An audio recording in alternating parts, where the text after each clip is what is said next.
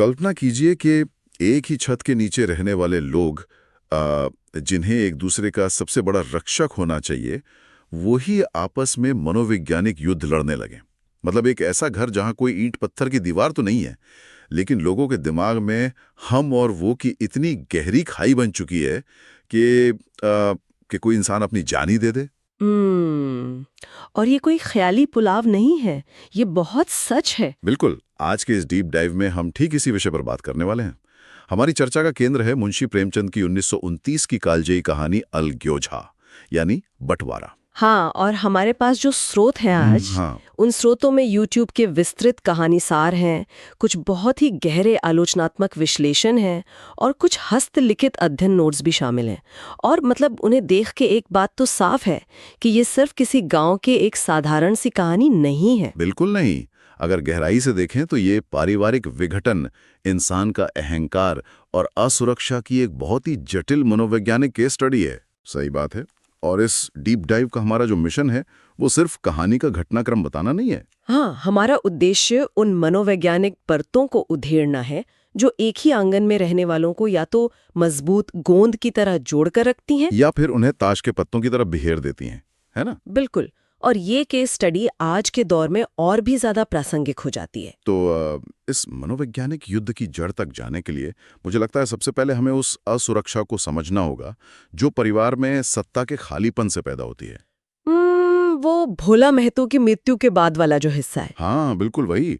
स्रोत सामग्री के अनुसार परिवार के मुखिया भोला महतो की मृत्यु के बाद का जो परिदृश्य है वो बहुत ही जटिल हो जाता है। उनकी दूसरी पत्नी है पन्ना, जो अब विधवा है, और घर में है सौतेला बेटा रग्गू। और रग्गू के साथ पन्ना का इतिहास कोई बहुत अच्छा तो रहा नहीं है। वही तो, पन्ना ने बचपन में रग्गू के साथ बहुत अमानवीय व्यवहार किया था। मतलब उसे गोबर उठवाना, बर्तन मंजवाना। लेकिन अब अचानक पन्ना एक गहरे डर से घिर जाती है। और देखा जाए तो ये डर अकारण भी नहीं है। अच्छा, कैसे? मतलब आप उस समय की सामाजिक संरचना और मानव मनोविज्ञान को देखिए। एक पितृसत्तात्मक समाज में एक विधवा की स्थिति वैसे ही बेहद कमजोर होती थी। पन्ना का पति, जो उस घर में सत्ता और सुरक्षा का एकमात्र केंद्र था, वो अब नहीं रहा। समझ रहा हूँ। तो पन्ना के भीतर जो हमें गुस्सा दिखता है, जो वो रग्गू पर ताने कसती है, वो असल में उसका एक डिफेंसिव मैकेनिज्म है, एक रक्षात्मक आवरण है। यानी वो खुद को बचाने के लिए आक्रामक हो रही है। 100% सच। वो खुद को और अपने 4 बच्चों को भविष्य के एक काल्पनिक खतरे से बचाने के लिए रग्गू पर हावी होना चाहती है। उसे अंदर ही अंदर लगता है कि बड़ा होकर रग्गू घर का मालिक बन जाएगा और उसके बच्चों को धक्के मारकर निकाल देगा। बाप रे। हाँ, ये जो आक्रामकता है ना, ये उसकी इसी गहरी असुरक्षा का ही एक रूप है। यहीं पर ना मुझे स्रोतों को पढ़ते हुए एक बहुत बड़ी उलझन हुई थी। कैसी उलझन? देखिए, अगर पन्ना इतनी आक्रामक है तो रग्गू का व्यवहार इतना निष्क्रिय क्यों है? मतलब सतह से देखने पर कोई भी ये कह सकता है कि रग्गू शायद बहुत ही कायर है या बेवकूफ इंसान है जो अपनी सौतेली माँ के इतने अत्याचार बिना उफ किए सह रहा है। क्या ये सिर्फ एक अंधा आदर्शवाद नहीं है? सतह से देखने पे ऐसा लग सकता है, लेकिन अगर हम मनोवैज्ञानिक दृष्टिकोण से देखें तो ये अंधा आदर्शवाद बिल्कुल नहीं है। तो फिर क्या है? ये एक सोची समझी या शायद अवचेतन में काम कर रही है एक अस्तित्व बचाने की रणनीति है। मतलब जब सामने वाला इंसान पूरी तरह से असुरक्षा और आक्रामकता से भरा हो तो पलटवार करने से वो असुरक्षा और बढ़ जाती है। हाँ, टकराव तय हो जाता है फिर तो। बिल्कुल। इसका मतलब स्रोतों में जो एक एनालॉजी दी गई है उसके हिसाब से रग्गू एक तरह से गाड़ी के शॉक एब्जॉर्बर का काम कर रहा है। शॉक एब्जॉर्बर, ये वाली बात यहाँ कैसे लागू होती है? देखिए, मतलब एक शॉक एब्जॉर्बर का काम गाड़ी को रोकना थोड़ी होता है। उसका काम होता है सड़क के हर ऊबड़ खाबड़ झटके की ऊर्जा को अपने भीतर सोख लेना, ताकि गाड़ी के ढांचे पर कोई असर न पड़े। बिल्कुल। और उसमें बैठे लोगों को झटका ना लगे। रग्गू भी तो ठीक यही कर रहा है ना। पन्ना की नफरत, उसके तानों और शक के हर झटके को वो चुपचाप सोख रहा है ताकि परिवार नाम की ये गाड़ी किसी भी तरह चलती रहे। ये बहुत ही सटीक विश्लेषण है। और रग्गू की इस शॉक अब्जॉर्बर वाली रणनीति की सबसे बड़ी परीक्षा तब होती है जब घर में बच्चों को दूध की जरूरत होती है। हाँ, वो गाय वाला वाकया। हाँ, पन्ना हर वक्त ये साबित करने में लगी रहती है कि रग्गू उनके बच्चों का हक मार रहा है। वो एक तरह का मनोवैज्ञानिक जाल बिछाती है, लेकिन रग्गू वो कोई बहस नहीं करता। वो तो सीधा जाकर अपनी मोहर बेच देता है। बिल्कुल। वो अपनी सोने की मोहर बेचकर बच्चों के लिए गाय खरीद लाता है और वो मोहर शायद उसके भविष्य की इकलौती आर्थिक सुरक्षा थी। और ये बात सच में हैरान करने वाली है। मतलब 1929 के ग्रामीण भारत में सोने की मोहर किसी भी युवा के लिए आर्थिक आजादी का बहुत बड़ा प्रतीक थी। उसे बेचना मतलब अपना पूरा वजूद न्योछावर कर देना। सही बात है। और इसी एक निस्वार्थ घटना से पन्ना का वो जो पूरा रक्षात्मक आवरण था वो भरभरा कर गिर पड़ता है, एकदम टूट जाता है। हाँ, जब रग्गू ने बिना लड़े ही अपना सब कुछ न्यौछावर कर दिया तो पन्ना के पास लड़ने का कोई कारण ही नहीं बचा। स्रोतों में बताया गया है कि वो इतने गहरे अपराध बोध से भर गई कि उसने अपने गले की सबसे कीमती हसूली, जो एक तरह का गहना होता है, वो रग्गू को देने की पेशकश कर दी। वाकई? यानी बिना किसी आक्रामकता के, केवल अपने निस्वार्थ त्याग से रग्गू ने पन्ना के अहंकार को पूरी तरह से निरस्त कर दिया। बिल्कुल। पन्ना ने मान लिया था कि सत्ता का संघर्ष हमेशा टकराव से ही जीता जाता है, लेकिन रग्गू ने उसे दिखाया कि सम्मान तो त्याग से भी हासिल किया जा सकता है ना? और इस तरह परिवार में एक अजीब सी शांति स्थापित हो जाती है। हाँ, लेकिन ये शांति हमेशा के लिए नहीं थी। वही तो, ये शॉक एब्जॉर्बर वाली जो रणनीति है, ये तब तक ही काम करती है जब तक सिस्टम में कोई बाहरी तत्व नहीं आता। मूल्य की बात कर रहे हैं। हाँ, यहीं से शुरू होता है पारिवारिक असुरक्षा का दूसरा और कहीं अधिक विनाशकारी चरण। 8 साल बाद 23 साल का रघु पन्ना की जिद पर अपनी पत्नी मुलिया को घर लाता है। और जब मुलिया का प्रवेश होता है तो खून के रिश्ते वाली जो अवधारणा है वो अचानक से बीच में आ जाती है। एकदम सही कहा। मुलिया का घर में आना केवल एक नए व्यक्ति का आना नहीं है, ये असल में एक नई विचारधारा का टकराव है। बिल्कुल। मुलिया बहुत खूबसूरत है, लेकिन साथ ही साथ वो अभिमानी भी है। वो ये देखकर एकदम हैरान और आहत हो जाती है कि उसका पति अपने सौतेले भाई बहनों के लिए तो बैल की तरह खट रहा है, जबकि पन्ना घर में आराम से रानी बनकर रह रही हैं। मुलिया को ये व्यवस्था बिल्कुल बर्दाश्त नहीं थी। मुलिया के लिए ये एक पूरी तरह से अनुचित व्यवस्था है। स्रोत सामग्री में मुलिया के इस व्यवहार को देखकर मुझे एक विचार आया था, मतलब क्या मुलिया सच में सिर्फ एक क्रूर विलन है जो घर तोड़ने आई है? अगर हम आज की तकनीकी भाषा में बात करें तो मुलिया मुझे एक कंप्यूटर वायरस की तरह लगती है। Computer virus? वो कैसे? देखिए, एक वायरस सिर्फ सिस्टम में घुसकर अंधाधुंध चीजें नहीं तोड़ता, वो बहुत स्मार्ट होता है। वो पूरे ऑपरेटिंग सिस्टम के कोड में मौजूद सबसे बड़ी कमजोरी को खोजता है। अच्छा, इस नजरिए से? हाँ, और इस परिवार की सबसे बड़ी कमजोरी क्या थी? खून के रिश्ते का ना होना। मुलिया ने ठीक इसी लूप होल को पकड़ा और पूरे पारिवारिक ऑपरेटिंग सिस्टम को क्रैश करना शुरू कर दिया। मैं इस वायरस वाले विचार से थोड़ा सा असहमत हूँ। अच्छा, वो क्यों भला? देखिए, वायरस एक बाहरी और दुर्भावनापूर्ण चीज होती है जो सिर्फ नष्ट करना जानती है। मुलिया का व्यवहार मुझे एक ऑटो इम्यून बीमारी जैसा ज्यादा लगता है। ऑटो इम्यून डिजीज, ये एक बहुत ही दिलचस्प नजरिया है। इसे थोड़ा और खोलकर समझा सकती हैं? हाँ, मतलब ऑटो इम्यून डिजीज में शरीर के प्रतिरक्षा तंत्र को लगता है कि वो खुद को किसी बाहरी खतरे से बचा रहा है ना? हाँ, बिल्कुल। लेकिन असल में वो अपनी ही स्वस्थ कोशिकाओं को मार रहा होता है। मुलिया का इरादा भी शुरू से परिवार को नष्ट करना नहीं है, बल्कि वो तो अपने और अपने पति के भविष्य को सुरक्षित करना चाहती है। उसके भीतर असल में सुरक्षा की एक आदिम वृत्ति, या जिसे primitive instinct for self preservation कहते हैं, वो काम कर रही है। यानी वो सदियों पुरानी उस सामाजिक कंडीशनिंग से बंधी हुई है जहां ये माना जाता है कि अपना ही खून काम आता है। ठीक यही बात है। वो रोज देखती है कि रघु अपनी पूरी जवानी और ऊर्जा उन बच्चों पर लुटा रहा है जो उसके सगे नहीं हैं। मुलिया के मन में एक गहरा खौफ बैठ गया है कि जब रघु बूढ़ा और कमजोर हो जाएगा तब क्या ये सौतेले भाई उसे पूछेंगे? क्या बुढ़ापे में वे उसे निकाल फेंकेंगे? अरे बाप रे! इसी असुरक्षा के कारण वो उस पूरे सिस्टम पर हमला करती है। हाँ, वो दशहरे के मेले के लिए बच्चों को पैसे नहीं देती, रोटियां बनाना छोड़ देती है और गुस्से में चाबियों का गुच्छा आंगन में फेंक देती है। मतलब वो सिस्टम को क्रैश इसलिए कर रही है ताकि वो अपने एक नया खून के रिश्तों पर आधारित सुरक्षित सिस्टम बना सके। बिल्कुल, वो सिर्फ अपना भविष्य सुरक्षित करने की कोशिश कर रही है, लेकिन उसी कोशिश में वो उस परिवार की नींव खोद रही है। लेकिन इस ऑटो इम्यून प्रतिक्रिया का जो परिणाम होता है वो बहुत ही भयानक होता है। हाँ, बहुत दर्दनाक। जब रोज रोज का क्लेश और मुलिया की धमकियां बर्दाश्त से बाहर हो जाती हैं तो पन्ना एक ऐसा फैसला लेती है जो इस कहानी का सबसे दुखद हिस्सा है। पन्ना रग्गू की शादी को बचाने के लिए अलघ्योजा यानी बंटवारे की घोषणा कर देती है। आंगन के बीचों बीच चूने की एक लकीर खींच दी जाती है और घर में 2 अलग-अलग चूल्हे जलने लगते हैं। और अब देखिए, इस भौतिक बंटवारे से कहीं ज्यादा विनाशकारी इसका मनोवैज्ञानिक असर है। ये केवल संपत्ति या जगह का बंटवारा नहीं है, ये भावनाओं और उस अदृश्य गोंद का बंटवारा है जो परिवार को जोड़े रखता था।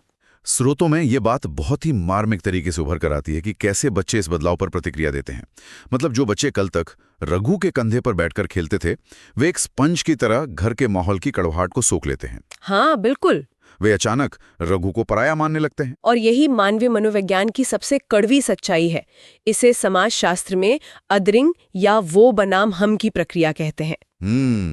अदरिंग। हाँ, जब घर के बीच एक दीवार बनती है तो वो सिर्फ ईंट या चूने की नहीं होती है, वो दिमाग के भीतर हम और वो की एक बहुत गहरी खाई खोद देती है।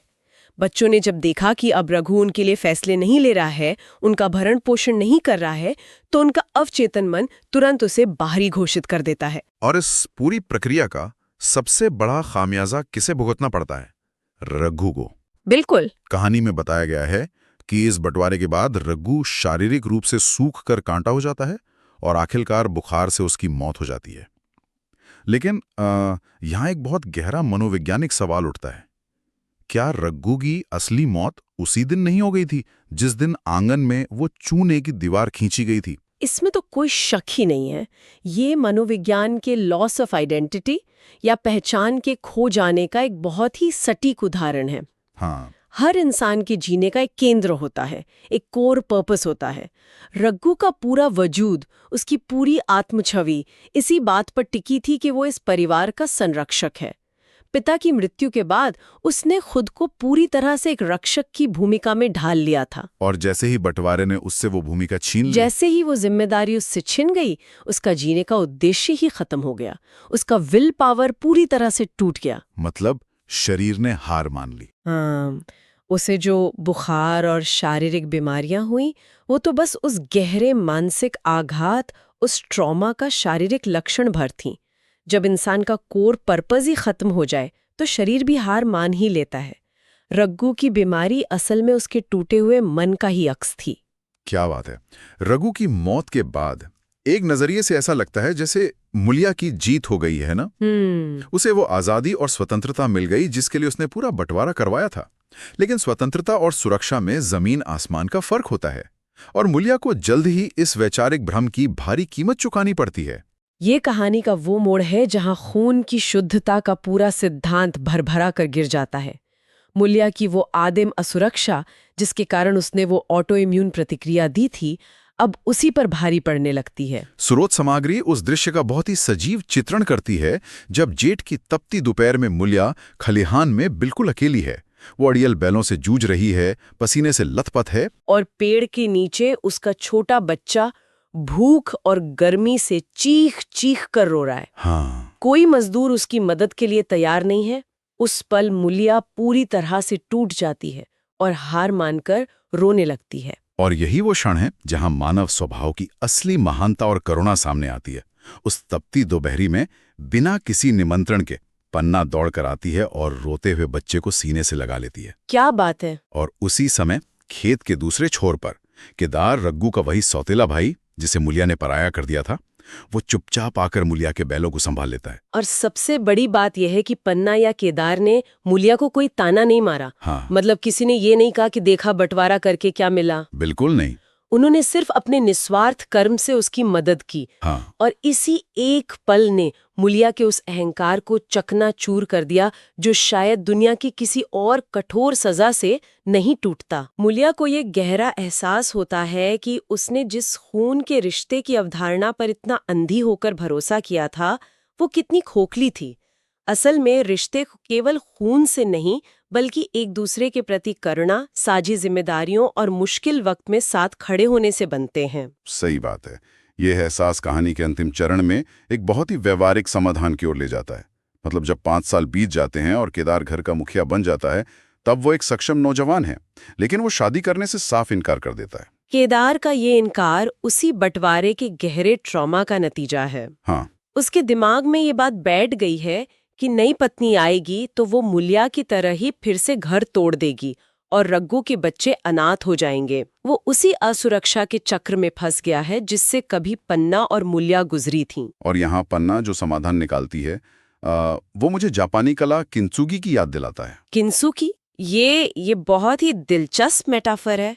इसे थोड़ा और समझा सकते हैं? हाँ, मतलब किंत्सुगी में जब कोई मिट्टी का बर्तन टूट जाता है तो जापानी लोग उसे बेकार समझकर फेंकते नहीं हैं, बल्कि वे उन दरारों को सोने के तरल से जोड़ते हैं। अच्छा। उनका मानना है कि टूटना उस बर्तन का अंत नहीं है, बल्कि इससे वो पहले से ज्यादा मजबूत और खूबसूरत बन जाता है और उसकी दरारें उसका इतिहास बन जाती हैं। यहाँ पन्ना ने इस टूटे हुए परिवार के साथ बिल्कुल वही किंत्सुगी की है ना? ये विश्लेषण बहुत ही सटीक है। पन्ना ने उन दरारों या अतीत के कड़वे अनुभवों को छिपाने की कोशिश नहीं की। इसके बजाय उसने एक बेहद व्यावहारिक और उस समय के ग्रामीण समाज में स्वीकृत कदम उठाया, जिसे चूड़ी पहनाने का रिवाज कहते हैं। हाँ। उसने सीधे मूल्या के विधवापन और केदार के उस ट्रॉमा का आमना सामना किया। यानी पन्ना ने अपनी युवा विधवा बहू मूल्या का पुनर्विवाह अपने ही बेटे केदार से करवा दिया। बिल्कुल। पन्ना जानती थी कि केदार रघु का कितना सम्मान करता है और मूल्या अब उस अहंकार से मुक्त हो चुकी है। इस एक फैसले ने कई समस्याओं को एक साथ हल कर दिया। जैसे परिवार की संपत्ति बंटने से बच गई। हाँ, और मूल्या और उसके बच्चों को एक सुरक्षित भविष्य मिल गया। और केदार को एक ऐसा साथी मिला जो परिवार के टूटने का दर्द पहले ही झेल चुकी थी। वो जानती थी कि मूल्या वो गलती दोबारा कभी नहीं दोहराएगी। पन्ना ने सचमुच उन दरारों को एक सुनहरे और मजबूत रिश्ते में बदल दिया। वाकई, तो इस पूरे गहरे विश्लेषण को अगर समेटा जाए तो ये स्पष्ट होता है कि परिवार केवल ईंट पत्थर से बनी चार दीवारों या खून की शुद्धता का नाम नहीं है। बिल्कुल नहीं। परिवार बनता है साझा संघर्षों से, एक दूसरे की असुरक्षाओं को समझने से और उस निस्वार्थ प्रेम से जो रघु ने दिखाया था। रघु का वो मौन त्याग और शॉक अब्जॉर्बर बनना अंततः बेकार नहीं गया। सही मायने में रघु का शरीर भले ही खत्म हो गया हो, लेकिन उसका त्याग उस परिवार के संस्कारों में एक अदृश्य गोंद की तरह हमेशा के लिए जिंदा रहा। उसी गोंद ने, उसी निस्वार्थ प्रेम की याद ने अंत में उस टूटे हुए घर को फिर से एक कर दिया। और आज के इस आधुनिक समय में तो इस कहानी की प्रासंगिकता बहुत गहरी हो जाती है। मतलब आज के समाज में जहां प्राइवेसी, पर्सनल स्पेस और न्यूक्लियर फैमिलीज का चलन इतनी तेजी से बढ़ रहा है, ये सोचने वाली बात है। हाँ, ये सवाल लाजमी है कि कहीं आज़ादी और प्राइवेसी की इस अंधी दौड़ में हम उस पारिवारिक सुरक्षा और साझा संघर्ष के संबल को तो पीछे नहीं छोड़ रहे हैं। वही तो। वो सेफ्टी नेट जो पूरे वक्त में इंसान को पूरी तरह से बिखरने से बचाता है, जो भौतिक या मानसिक दीवारें शुरू में हमें आज़ादी का एहसास कराती हैं, कहीं वे ही लंबे समय में इंसान को नितांत अकेला और कमजोर तो नहीं कर रही हैं। ये सचमुच एक गंभीर चिंतन का विषय है और इसी से जुड़ा एक अंतिम विचार है जिस पर हमारे श्रोताओं को भी गहराई से सोचने की आवश्यकता है। स्रोत सामग्री के अनुसार मुंशी प्रेमचंद ने ये कहानी 1929 में एक ग्रामीण पृष्ठभूमि और हिंदुस्तानी भाषा में रची थी। जरा आज के इस युग की कल्पना कीजिए जहां शादी से पहले प्रीनप्स या प्रीनप्चुअल एग्रीमेंट साइन किए जाते हैं। हाँ, बिल्कुल। और जरा सी असहमति या संघर्ष होने पर हर रिश्ते को तुरंत टॉक्सिक या रेड फ्लैग का नाम दे दिया जाता है। अगर प्रेमचंद यही कहानी आज लिखते तो क्या आज का समाज रघु के उस निस्वार्थ त्याग को समझ पाता? ये बहुत ही प्रासंगिक और तीखा सवाल है। क्या आज का समाज रघु को महज एक मूर्ख मानकर या उसके त्याग को टॉक्सिक पॉजिटिविटी का नाम देकर खारिज कर देता? जाने से पहले इस विचार पर मंथन जरूर कीजिएगा। शायद इंसानियत का ये बुनियादी सत्य कभी नहीं बदलता कि समाज चाहे जितनी भी तकनीकी और आर्थिक तरक्की कर ले, अंततः इंसान को तकनीक की नहीं बल्कि एक दूसरे की ही सबसे ज्यादा जरूरत होती है। बिल्कुल सही बात है। वो घर जो सबसे सुरक्षित लगता है वो कंक्रीट की दीवारों से नहीं बल्कि अपनों के निस्वार्थ प्रेम और करुणा से बनता है।